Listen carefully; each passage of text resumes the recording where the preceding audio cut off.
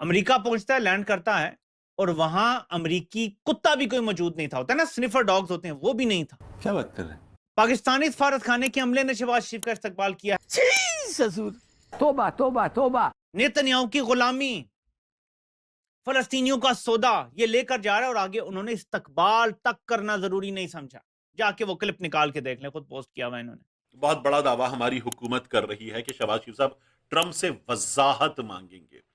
तो शहबाज शरीफ साहब ट्रंप से मदद मांग सकते हैं, वजाहत मांगने के लिए जो किरदार चाहिए वो शायद है नहीं। आगे क्या है, खबरें क्या लग रही हैं? खबरें लग रही हैं कि शहबाज शरीफ ट्रंप से पूछेगा, जनाब ये जो आप हमसे फौजें मांग रहे हैं, पाकिस्तान टुडे लिखता है, ट्रंप जी जरा हमें वाजे करके बता दें कि कितनी फौजें भेजनी हैं और उनका काम क्या होगा, जरा थोड़ा सा अगर वाजे कर दें तो हमारे लिए अच्छा होगा। ये खबरें आ रही, पहले कहते थे हम फौज नहीं भेज, अब खबरें ये हैं कि जरा वाजे कर दें, थोड़ी वजाहत दे दें कि करना क्या होगा। वो तारिक मतीन साहब लिखते हैं कि शहबाज शरीफ वजाहत तो नहीं मांग सकता, सब कुछ कर सकता है, पैसे मांग सकता है, फलां मांग सकता है फलां, लेकिन वजाहत नहीं मांग सकता। मैंने कहा वो वजाहत मांग सकता है, वो कहेगा जनाब आप जबरदस्त हैं, हम आपको नोबेल इनाम के लिए एक बार फिर नामजद करते हैं, आपने दुनिया को अमन दे दिया है, आपने फलस्तीनियों की जिंदगी शानदार कर दी है, आप तो ईरान के साथ भी बड़ा प्यार करने जा रहे हैं, लेकिन साथ हमें थोड़ी सी वजाहत दे दें कि हमने कितने फौजी देने हैं आपको। वो ऐसे करेगा भाई, वजाहत मांगेगा। आप जानते नहीं है शहबाज शरीफ को। सो आलमी ताकतों के साथ जो खेल चल रहा है उसमें ये वजाहत मांगी जा रही है। अब इस वक्त पाकिस्तान के परेशान field marshal general Asim Munir साहब कहाँ हैं? मुझे ठीक तरह से नहीं पता वो कहाँ हैं। वो आखिरी दफ़ा जब बहुत एक्साइटेड देखे गए थे तो वो म्यूनिख सिक्योरिटी कॉन्फ्रेंस में थे, जहाँ उनका आईडी कार्ड चेक करके कर्नल साहब ने उनको एंट्री करवाई थी। उसके बाद 24-36 घंटों के बाद उन्हें मुत्तहिदा अरब इमारात में दुबई में देखा गया था, मतलब अबू धाबी में, जहाँ अबू धाबी के फॉर्मर प्रेसिडेंट जो हैं जनाब MBZ मोहम्मद बिन ज़ायद के साथ वो पाए गए थे। उसके बाद से कोई उनकी ज़्यादा खबर नहीं है। और लेकिन पाकिस्तानी अखबारात का दावा ये था कि वो 18 तारीख की रात को यहाँ पर शहबाज शरीफ साहब के साथ और इसाक डार साहब के साथ वाशिंगटन पहुँचेंगे और वाशिंगटन में वो पीस बोर्ड्स की जो मीटिंग है उसमें वो शिरकत करेंगे। अब उसके बाद से पाकिस्तानी अखबारात खामोश हैं। क्या जनरल आसिम मुनीर साहब वाशिंगटन आए हैं या नहीं आए?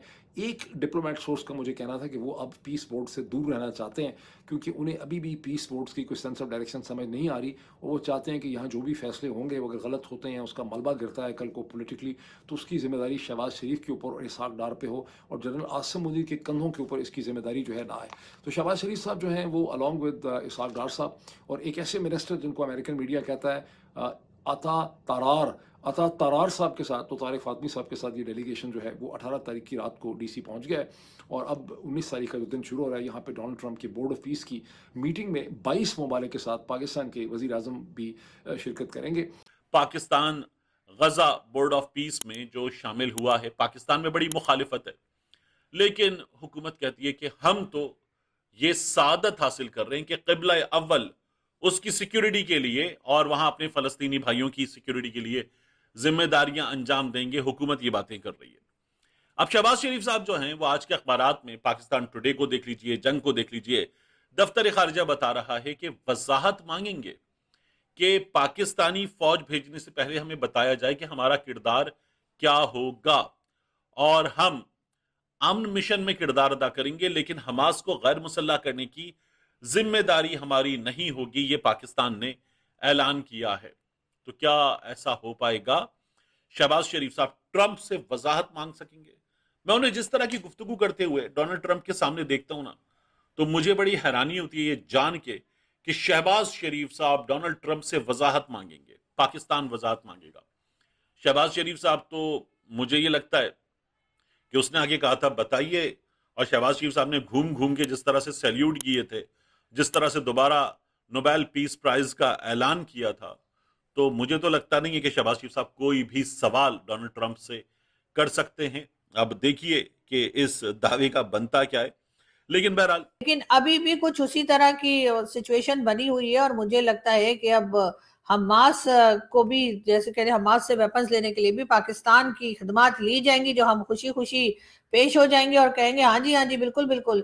और लेकिन उसके बाद क्या होगा? वो जो कहते हैं ना, तेरा क्या होगा कालिया। तो मैं ये सोच रही हूँ कि आप हमास से हथियार तो आप ले लेंगे, चले किसी ना किसी तरीके से, वैसे भी हथियार कैसे डालने हैं, हथियार कैसे लेने हैं, हथियार कैसे रखने हैं, हथियार मतलब अपने वेपन्स खुद फ्लोर पे कैसे रख देने और कह देना है जी हम कुछ नहीं कर रहे। ये हमसे बेहतर कोई भी नहीं सिखा सकता है हमास को कि हथियार कैसे डालने होते हैं। तो जी बिल्कुल हमास से हथियार डलवाए जाएंगे और हमास से हथियार डलवाने में जो डोनाल्ड ट्रंप है वो पाकिस्तान का इस्तेमाल करेंगे। अब चले पाकिस्तान का यूज कर लेंगे क्योंकि उनको लगता है कि भाई पाकिस्तान के पास एक एक्सपीरियंस है, तो उस एक्सपीरियंस के तहत जो है वो हमें कहा गया है कि जी आप आ जाओ और हमास के लोगों को बताओ कि क्या करना है। लेकिन मेरा ख्याल है कि उसके बाद का असल जो कहानी है या असल फिल्म जो है वो तो उसके बाद शुरू होगी। जब हमास हथियार डाल देगा या नहीं डाल देगा वो तो बाद में पता लगेगा। लेकिन हमास के लोग मुझे नहीं लगता कि हम कहेंगे और वो हमारी बात पे कहेंगे जी जी जी बिल्कुल बिल्कुल बिल्कुल और हथियार डालते चले जाएंगे। ऐसा मुझे होता हुआ दिखाई नहीं दे रहा। मुझे यहाँ पर कुछ ना कुछ लोचा लग रहा है। दोस्तों, चाहे पाकिस्तान का कोई आर्मी चीफ हो, प्राइम मिनिस्टर हो या फिर कोई भी छोटा मोटा मिनिस्टर, ऐसा हो ही नहीं सकता कि इनकी बेइज्जती ना हो। अब हाल ही में शहबाज शरीफ गए थे यूएस से। आपको क्या लगता है वहाँ उनका वेलकम करने कौन आया होगा? यूएस एडमिनिस्ट्रेशन का कोई बड़ा ऑफिशियल? नहीं, उन्हें रिसीव करने उनके अपने ही लोग खड़े थे। पाकिस्तान मीडिया ने तो बहुत बड़े बड़े क्लेम्स किए थे, लेकिन वीडियो में साफ दिख रहा है कि वहाँ कोई फॉरेन डेलीगेट दूर दूर तक नहीं था। ये है पाकिस्तान के पीएम की international image. Suit boot top notch, पर स्टेटस बिल्कुल ग्राउंड लेवल। एक तरफ देश की इकोनॉमी आईसीयू में है और दूसरी तरफ इनके नेता ऐसे प्रेजेंट करते हैं जैसे सब कुछ चंगा है। रियलिटी तो ये है कि ये लोग ग्लोबल प्लेटफॉर्म पर सिर्फ पैसों की मदद मांगने जाते हैं। मतलब एक हाथ में पीस बोर्ड का बैनर और दूसरे हाथ में कटोरा। कटोरा शरीफ की हालत ऐसी है कि सूट पहनकर इन्वेस्टमेंट की बात करते हैं, पर सबको पता है कि ये सिर्फ सर्वाइवल के लिए फंड्स मांग रहे हैं। जब एक बैंकरप्ट देश का नेता इतने बड़े बड़े ख्वाब देखता है तो दुनिया भी उसे सीरियसली लेना बंद कर देती है, और यही हमने देखा कि यूएस विजिट के दौरान। अब बात करते हैं इनके पीस के ढिंडोरे की। जो नेता दुनिया को शांति सिखाने चला है उसके अपने देश में क्या हो रहा है? पिछले कई सालों से इमरान खान जेल के अंदर हैं। रोज नए नए फर्जी केसेस बनाए जा रहे हैं।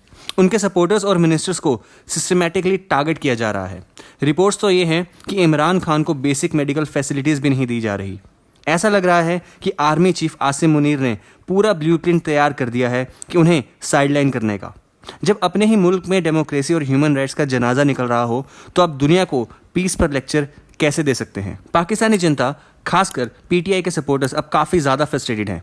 वो प्रोटेस्ट करते हैं, चिल्लाते हैं, लेकिन जैसे ही फोर्सेस का यूज़ होता है सब ठंडा पड़ जाता है। ऐसा क्यों हो रहा है? क्योंकि वहाँ की एस्टेब्लिशमेंट ने डर का ऐसा माहौल बना दिया है कि बोलना भी गुनाह है। आसिम मुनीर दुनिया भर में घूमकर कहते हैं कि वो बोर्ड ऑफ पीस का हिस्सा बनना चाहते हैं, पर उनके अपने आंगन में सिर्फ पॉलिटिकल वेंडेटा और इंस्टेबिलिटी है। ये एक डुअल स्ट्रैटेजी है। एक तरफ आसिम मुनीर अपनी एजेंडा चला रहे हैं और दूसरी तरफ शहबाज शरीफ यानी कटोरा शरीफ अपनी अलग ही दुनिया में बिजी हैं।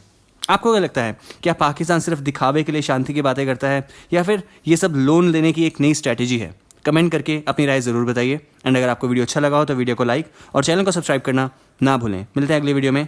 जय हिंद।